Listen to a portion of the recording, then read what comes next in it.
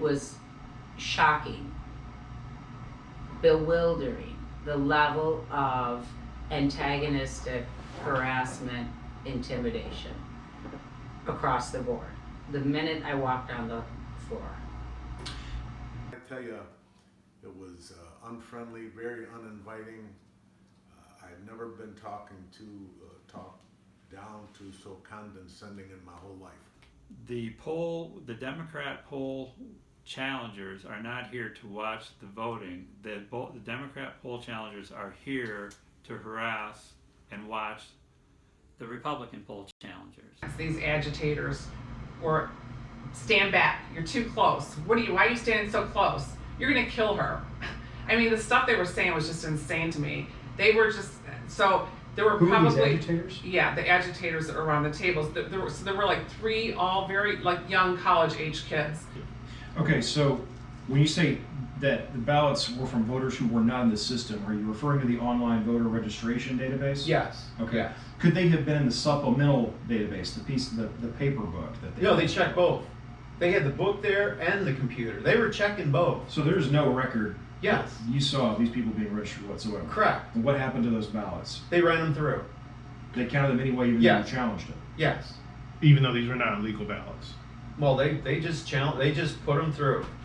But if they're not in the qualified voter file, they should not have been run through. Right. Right. But they ran them through anyway. Correct. They ran Even though them you through. challenged them. Yeah. Yeah. What happened to your challenge then? What's the point of it? Like I said, they just ran them through. Workers would constantly try to get a supervisor over there, because we're too close and whatnot, But you can't see anything when you're standing 6, 8, 10 feet back. And then many times, they would even form like a human barrier, because specifically on one of the tabulators, A human barrier. So on one of the tabulators, there was a jam up or something like that, and they had to work on it, whatever that meant. So we tried to just get a little bit closer, just so we could get a good view on what's happening. And then the supervisor came over and asked a few of the actual workers to put about 4 or 5 people. It's like a human wall in between us and what they were doing. So we weren't even able to see, what was going on. They put one ballot down, that's the new ballot. They put the ballot down, that's the ballot they're duplicating. And then another person witnesses at the table, another worker. And so there are 3 of them.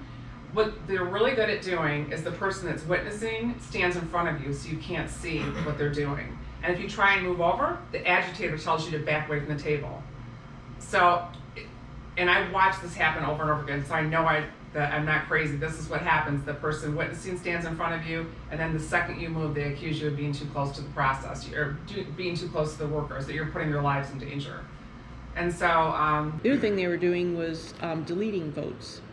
And what this means, and this was something that I couldn't say anything about because they said that the directive came straight from our Secretary of State from Michigan, that if the person was a write-in and it was not a legitimate write-in, it was to be deleted. So they were deleting that vote. How do you mean legitimate write-in?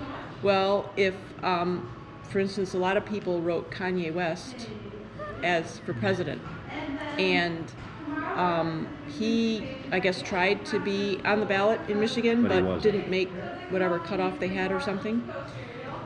And so there were, and even the adjudicator said, he said, I've been seeing Kanye West all day. So do they delete? They delete that vote.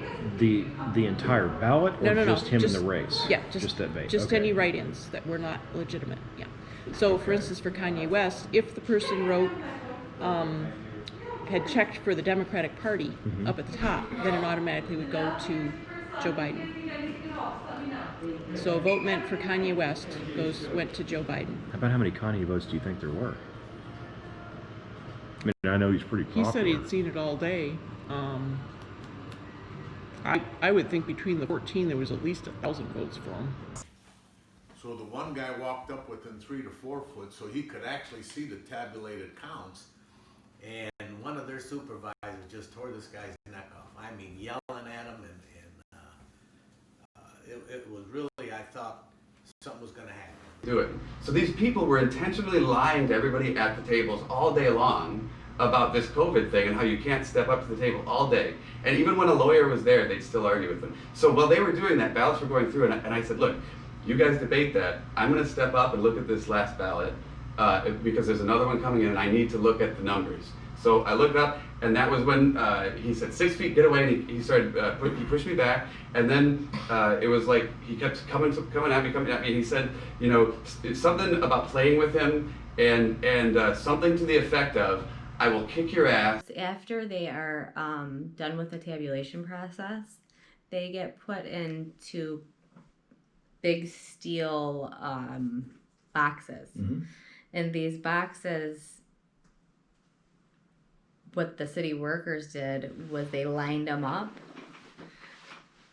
behind the workers, behind the counters, so the challengers could not come close to them. So they were using these steel boxes to keep the Republican poll challengers away from seeing what you were seeing with the tabulation machines. Yes, and they used them as a barricade. This is the guy that's overseeing the entire 10 p.m. to 5 a.m. absentee counting process. So he's over everything for this shit. Everything. Mm-hmm. I go get him, and he does the same blanking thing. He literally goes, I don't know, what do you think? And I'm like, I'm losing. I said, no, I challenge this. I got to challenge this ballot. And then before I said that, I said, just like to them all there, I said, why give it to the Democrat over the Republican? Well, why not give the Republican the vote? And he just turned at me and started screaming at me. And he just goes, don't talk to her, don't talk to her, don't talk to her. I'm like, I'm talking to her first and I got you. And I told him, I was like, you know what? I know you're tired. That's not my problem. You're not gonna be nasty to me. And this is cheating. I'm like, no, this ballot should be thrown out. And I was like, I'm challenging the ballot. And so that's when I said, I'm challenging the ballot. He's like, you can challenge it, you can do whatever you gotta do. Nobody's stopping you. And I was like, well, hold on, I gotta get the information off the ballot. And he just started telling her to push it through. He's like, push it through, push it through. And I'm like, no, you can't do that. I'm challenging this ballot. I'm like, no, you can't do that. He's like, push it through, push it through. And I'm like, I'll get the information. He's like, push it through. And she just pushed the ballot through. So there was a level of dysfunction around an official procedure that as an American, I would imagine, right, would be pretty buttoned up, was dysfunctional to the point, of course it was corrupt. When you have that many people, that many ballots going around, that level of antagonistic intimidation, denial of my legal right to do my duties, there's no other explanation for it.